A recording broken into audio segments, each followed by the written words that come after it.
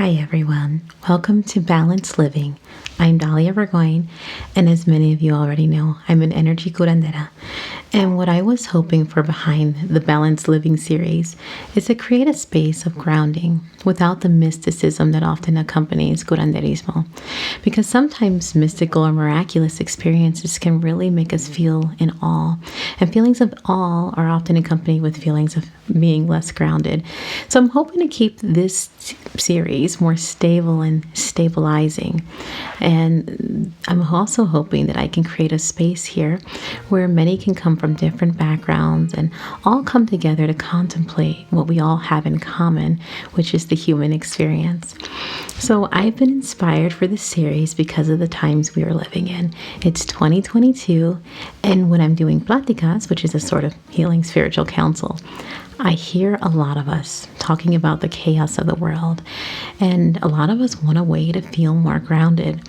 Not only are we as a people feeling more chaotic because of politics and pandemics and the economy or the wars that have been coming up, but we're also feeling less grounded, especially in Western society. And one of the reasons is because of how independently minded we have become and are encouraged to be. So I am not speaking against being independently minded and having a value on independent thought. I am all for it. But something that I say often is there are always upsides and downsides to everything that we bring into our lives or let go in our lives. So today I want to talk about being more independently minded and how it affects us individually as well as a society. Years ago, when I was a girl, it was more common and accepted for entire neighborhoods to all be a part of one religion and one ethnic background. And it still happens, but isn't as common or as valued. And with that came a certain groundedness, that kind of a society, because everyone kind of knew what was expected of oneself, and everyone kind of knew what their future looked like. Over time, as a society, especially with the knowledge that we can now get online, we have come to really value finding oneself and defining how we want to live. And there is a less value placed on passed on wisdom that was given to us from family and our own traditions. And as a society, we might enjoy hearing about wisdom from people or places we didn't grow up with because it's more stimulating, but not as much as the ones we did grow up with. In fact, I often hear a number of us who are at the start of their spiritual journey say, for example, that they don't like organized religion. They might say it's oppressive, it's man-made, it holds us back. And I'm sure some of us listening might be saying, well, isn't it? But most of these same people I've spoken to, they might say something like, but I like Eastern tradition like Taoism or Buddhism or Hinduism. Basically, they are saying they like the things they didn't grow up with and are less familiar with. I even hear many say, but those aren't religions. They are more like philosophies, because religion to them has become a four-letter word. So similarly, I hear the same when I speak to people who are born in the East, that they are more interested and drawn to Western or Middle Eastern traditions, such as Christianity or Islam, because they feel like their religion is too structured and not as mystical enough. So underneath, when people say that the world needs to change, like in the examples of religion needing to change, what I'm actually hearing is that many of us are going through a transition, and we're detaching as a society from our own traditions and what we grew up with and questioning its value. But instead of realizing this, we might be seeing the tradition itself and all traditions like it as something that needs to change. So earlier, I said that there is a groundedness to having a bigger group under one major tradition. But the downside to something like that is what might come with more structure are feelings of oppression and less freedom. So with having such an emphasis on independently defining ourselves as we do today, the upside of being more independently minded is an incredible amount of freedom and expression, which can help us feel so alive. But the downside of that in a society is more anxiety. And we are much more anxious as a people for many reasons. There are actually a lot of reasons, but I'm going to focus on this particular aspect, that of us being so independent with our belief structures. Having such value on independence can bring anxiety because we feel pressure to find ourselves in a world of seemingly unlimited options. We might also feel anxiety about not having a tribe or people like us when we do realize what we want to be. And so there might be a feeling of not being safe enough to express our newfound identities out of fear of rejection. Sometimes when we find what we like and want to be, we also wonder if it's right. So there could be some anxiety coming from that. And then there are also strong feelings of feeling underprivileged in our newfound ways of thinking and expression. And we often feel the need to find like-minded individuals so that we can not only feel safe, but that maybe we can fight for our rights and have more strength as a whole. So all of this can feel like chaos and bring about anxiety.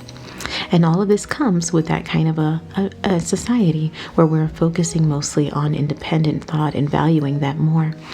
So this is a developmental thing that happens to us all at different parts of our lives. And that's what's an interesting thing about this.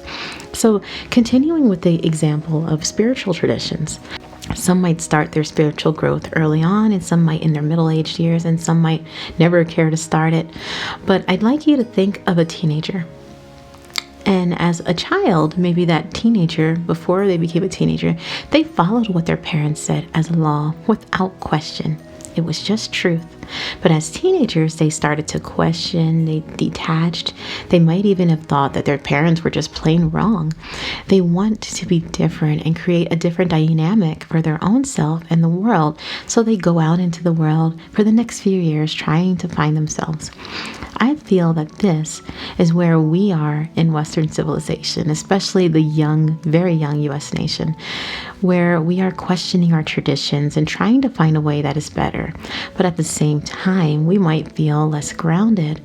But what usually happens with teenagers after they've gone into this developmental phase and having lived it out, they usually come to a place as adults where they are capable of appreciating a lot of the wisdom that came from their upbringing.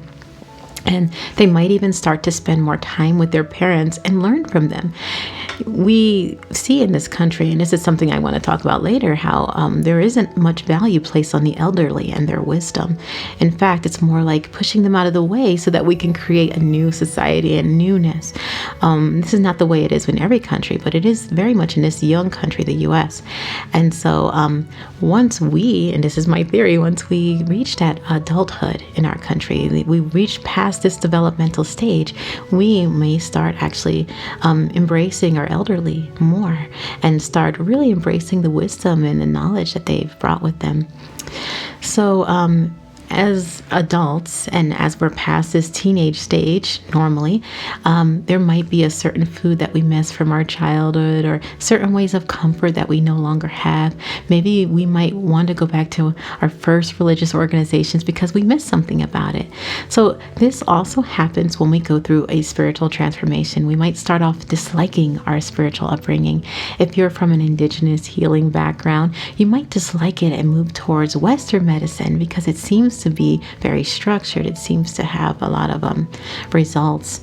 If you're from a Christian background, you might start to align more with agnosticism or Eastern philosophy. So this detachment shows the spiritual teenage years, but most don't see it as a developmental phase. It's more normal to think that there is something really wrong with their tradition and that the tradition itself is what needs to change. And as a people, this kind of developmental part of our lives can benefit humanity, and it actually causes a lot of changes in humanity for the better. But my point is, many don't realize it's a very normal developmental phase.